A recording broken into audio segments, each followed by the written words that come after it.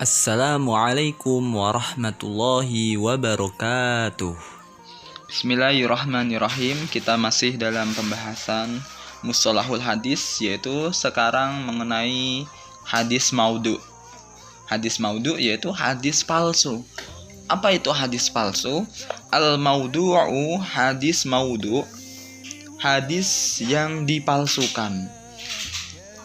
Huwa yaitu makhtalaqahu waftarahu, yaitu hadis yang dibuat-buat, waftarahu dan dipalsukan. Dan dipalsukan wahidun minan nas, oleh seorang manusia, oleh salah seorang manusia. Wa nasabahu ila Rasul sallallahu alaihi wasallam, dan dinisbatkan kepada Rasulullah sallallahu alaihi wasallam. Au ila sahabi, atau kepada sahabat. Au ila tabi'i, atau kepada tabi'in.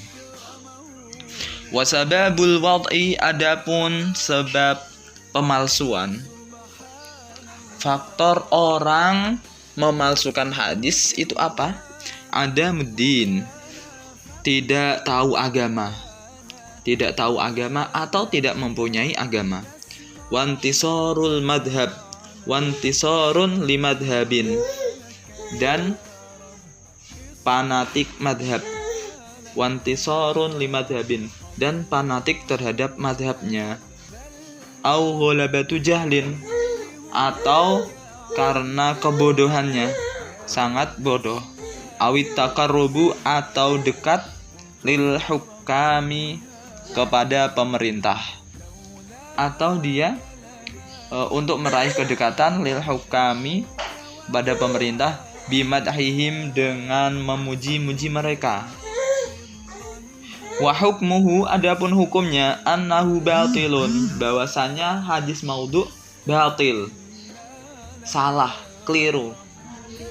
Batilun, tidak benar. Tahrumu riwayatuhu, haram meriwayatkannya, illa litahdhir minhu, illa litahdhiri minhu, kecuali untuk memperingatkannya, memberi peringatan. Au ta'limi dzalik, atau untuk mengajarkan, au ta'limi dzalik, atau mengajarkan hal tersebut, li ahlil ilmi, kepada ahli ilmu, kepada ahli ilmu, para pelajar. Wal ma'rifati, dan ma'rifat, orang yang ingin mengetahuinya. Jadi kesimpulan daripada hadis maudhu, yaitu hadis yang dibuat-buat, yang dipalsukan oleh seseorang, kemudian dinisbatkan kepada Rasul sallallahu alaihi wasallam, atau sahabat, atau tabi'in. Nah, berarti ketika ada perkataan yang dinisbatkan kepada Nabi, artinya dinisbatkan itu orang tersebut mengatakan bahwasanya ini loh yang bersabda Nabi, ini yang mengatakan sahabat atau tabi'in. Nah, berarti hadis itu palsu, yang mana semestinya Nabi tidak pernah mengatakan demikian, walaupun tujuannya baik.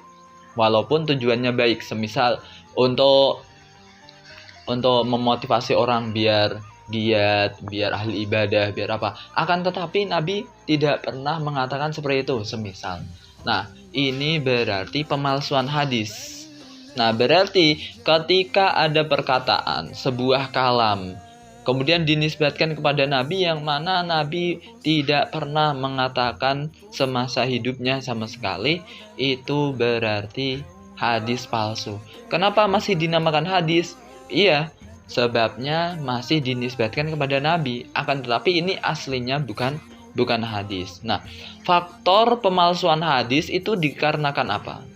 Faktornya ada beberapa faktor. Di sini semisal dia tidak punya agama atau tidak paham agama, tidak tahu hal itu. Kemudian fanatik mazhab, dia fanatik mazhab atau organisasi atau yang lainnya. Kemudian gara-gara kebodohannya, dia tidak belajar agama, ngiranya perkataan yang baik itu disandarkan kepada Nabi. dinisbatkan kepada Nabi. Nah, berarti ini adalah pemalsuan hadis. Atau pula faktornya adalah dia kepingin dekat dengan pemerintah sehingga dia mendukung pemerintah dengan cara memalsukan hadis. Nah, ini loh, ada sabda Nabi ini, ada sabda Nabi.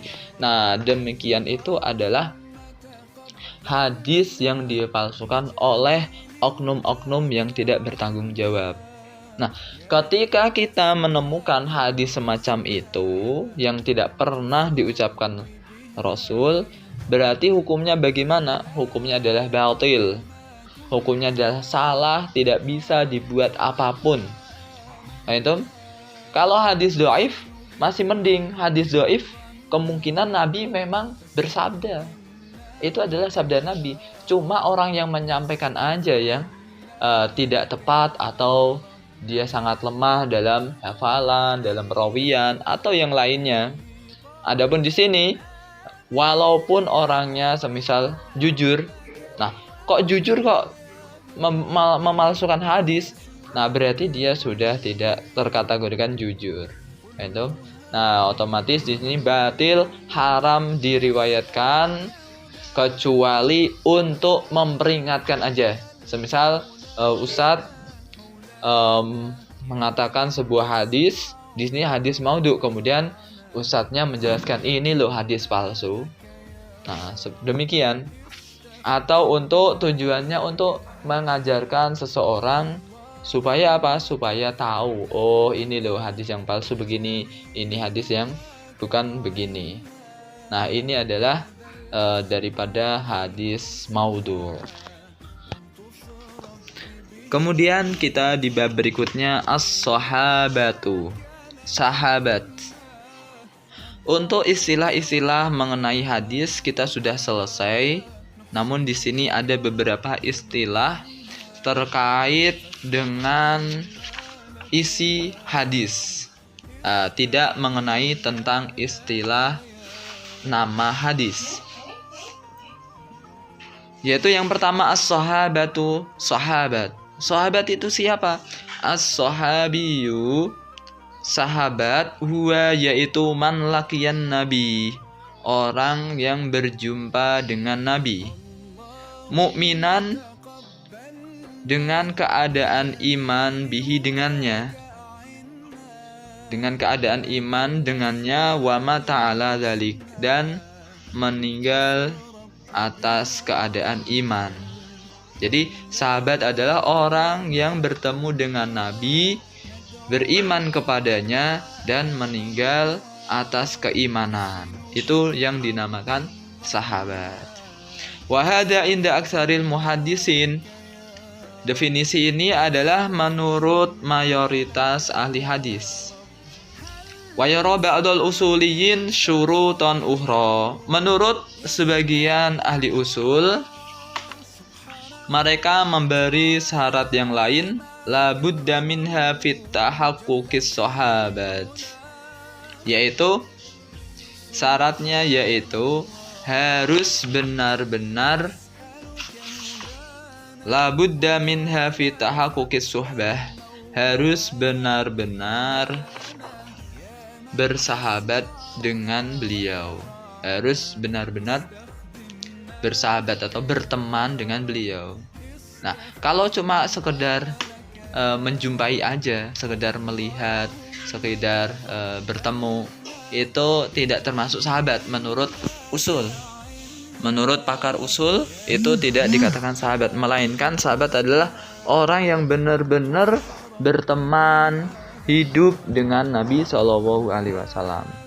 Minha, salah satunya lagi, tulu mujalasatihi lin nabi, lama bermajlis dengan Nabi SAW. Lama bermajlis dengan Nabi, artinya mereka lama bergaul dengan Nabi dalam kesehariannya. Wa minha, dan salah satu yang lain, al khuruju ma'ahu lil ghazwati, ikut serta keluar untuk berperang. Keluar berperang dengan Nabi SAW, yaitu dia harus keluar berperang bersama Nabi SAW, harus ikut perang.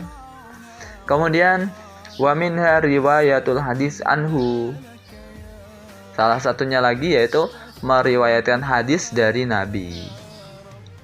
Wal masyhur, adapun yang masyhur, definisi yang masyhur, al awalu, yang pertama, yaitu apa? Pokoknya setiap orang yang menjumpai Nabi dalam masa hidupnya, kemudian dia iman dan meninggal keadaan iman, keadaan Islam, itu dinamakan sahabat. Lantas orang yang menjumpai Nabi namun Nabi sudah berbaring, yaitu Nabi sudah dalam keadaan wafat, itu apakah bisa dikategorikan sahabat? Di sini berarti kalau orangnya menjumpai Nabi akan tetapi Nabi sudah wafat, ada nggak kejadian? Ada. Sebagian sahabat tidak pernah berjumpa dengan Nabi, sebagian orang mukmin tidak pernah berjumpa dengan Nabi semasa hidupnya. Akan tetapi ketika mendengar Nabi wafat, kemudian mereka barulah datang ke kediaman Nabi, akan tetapi melihat Nabi sudah keadaan wafat. Nah, di sini menurut ulama belum bisa terkategorikan sahabat. Sebabnya dia tidak melihat Nabi semasa hidupnya, akan tetapi setelah Nabi wafat. Kemudian bab berikutnya adalatus sahabati, sifat adil sahabat, sifat keadilan sahabat. Nah, sahabat itu orang yang adil. Sahabat di sini harus orang yang adil. Kalau nggak adil bagaimana? Mereka merawikan hadis, mereka yang membawa agama ini. Lantas bagaimana sahabat kalau tidak adil? Nah, makanya ini dibahas as-sahabatu kulluhum udulun. Sahabat semuanya adalah orang-orang yang adil. Kabiruhum wa saghiruhum, baik yang tua ataupun yang muda. Baik yang tua ataupun yang muda, yang tua atau yang kecil, semuanya adil. La bisal fitan amla, baik orang yang terkena fitnah ataupun tidak. Terkena fitnah pada zaman Sayyidina Ali dan Muawiyah, ini banyak fitnah besar-besaran antara para sahabat. Nah, itu semuanya adil.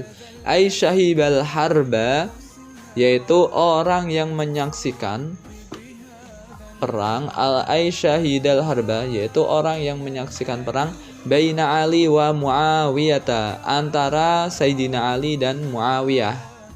Aulam yashhadha, atau tidak menyaksikan peperangan, tidak ikut perang. Bittifaqi ahli sunnati, dengan kesepakatan ahli sunnah. Ihsanan lidzani bihim, untuk berhusnudzon kepada mereka.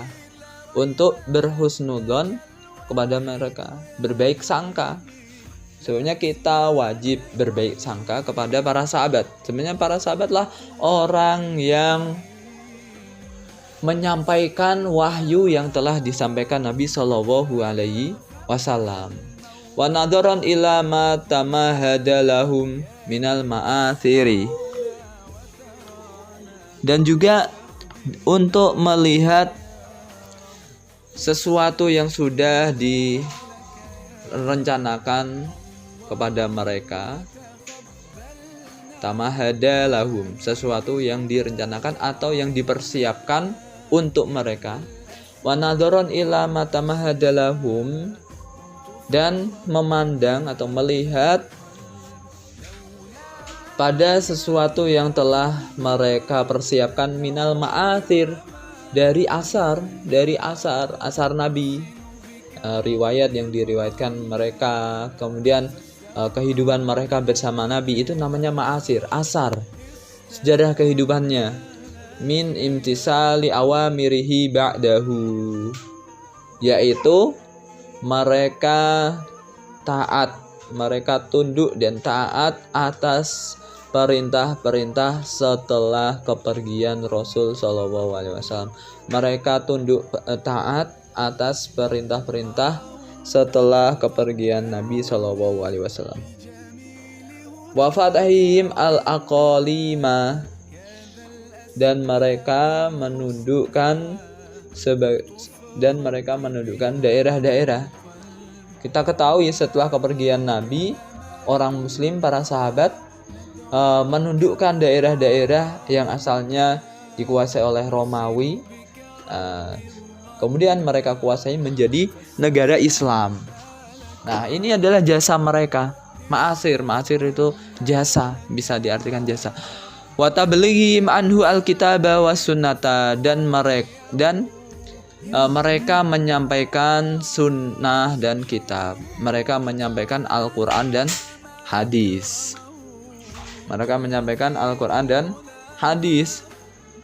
Wa hidayatihim an-nasa, dan mereka memberikan petunjuk kepada manusia.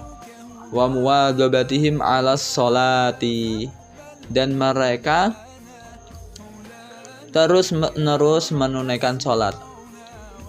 Mereka terus-menerus istiqomah menunaikan sholat. Wa zakati, dan zakat, wa anwa'il qurbat, dan berbagai macam kurbah, dan berbagai macam pendekatan diri kepada Allah Subhanahu wa taala, yaitu berupa ibadah. Ma'as syaja'ati wal bara'ati, dengan disertai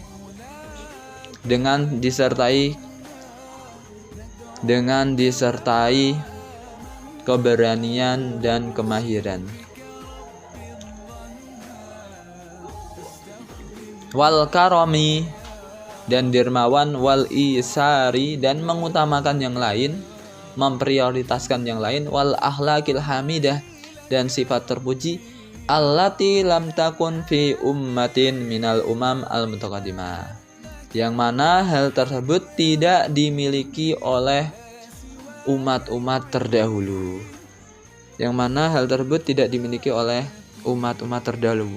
Nah, ini adalah sifat para sahabat. Semua para sahabat adalah orang yang adil, orang yang bijaksana, orang yang amanah. Semuanya, baik yang tua, yang kecil, yang muda, semuanya mereka adalah mempunyai sifat adil. Maka dari itu,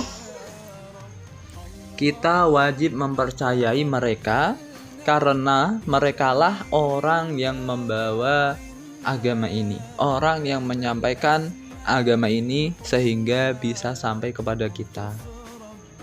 Lantas bagaimana jikalau mereka tidak memiliki sifat demikian? Semisal mereka berbohong, nggak mungkin sekali. Nanti berarti agama ini nanti bisa dimanipulasi. Nggak mungkin agama ini rekayasa. Nggak bisa. Maka dari itu, apakah mereka tidak ada yang fasik, Ustaz? Mungkin ada, tapi sudah bertaubat. Paham tuh? Asalnya mereka dulu ketika kafir fasik, akan tetapi ketika masuk Islam mereka banyak yang berubah drastis. Faham? Lantas orang yang munafik itu bagaimana, Ustaz? Adapun orang munafik, mereka tidak dinamakan sahabat. Karena Nabi Shallallahu Alaihi Wasallam sudah menyatakan dan sudah menyebutkan nama satu persatu dari mereka kepada sirrun Nabi Shallallahu Alaihi Wasallam, yaitu sahabat Nabi yang dijuluki dengan orang yang memegang rahasia Rasul Shallallahu Alaihi Wasallam. Nah, mereka semua sudah teridentifikasi, sudah kedetek semua. Makanya orang-orang munafik nggak ada yang merobikan hadis yang sampai ke kita, nggak ada. Maka dari itu agama ini aman oleh tangan-tangan yang tidak bertanggung jawab. Adapun nanti tentang dalil keadilan sahabat, nanti banyak sekali dalil-dalilnya. Seperti wa kadzalika ja'alnakum ummatan wasatan litakunu syuhada'a 'alan nasi wa yakunar rasul 'alaikum syahida. Kuntum khaira ummatin ukhrijat linnas. Kalian adalah sebaik-baiknya umat yang dikeluarkan untuk manusia. Nah, ini ummatan ukhrijat linnas, siapa? Ya para sahabat. Para sahabat. Maka dari itu ini adalah harus kita percayai, harus kita yakini bahwasanya semua sahabat bersifat adil, amanah, bisa dipercaya. Semoga ini manfaat. Amin ya rabbal alamin. Assalamualaikum warahmatullahi wabarakatuh.